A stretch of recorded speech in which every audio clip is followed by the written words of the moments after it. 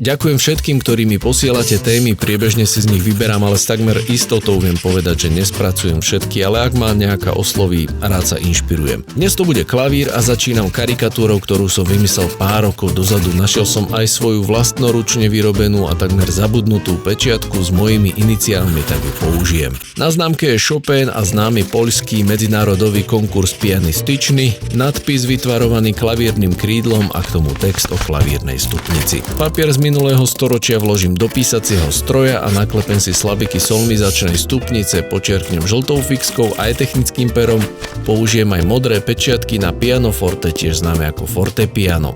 Ešte dve čiary, jedna je tenká, druhá hrubá a pridám aj obrázok časti klaviatúry. Na spodok ešte stromy, ktoré azda čo si pripomínajú.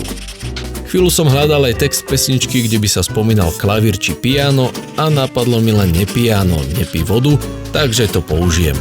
No a tým pádom myslím, že to máme. Ďakujem, že ste dopozerali až sem a vidíme sa v ďalšom videu.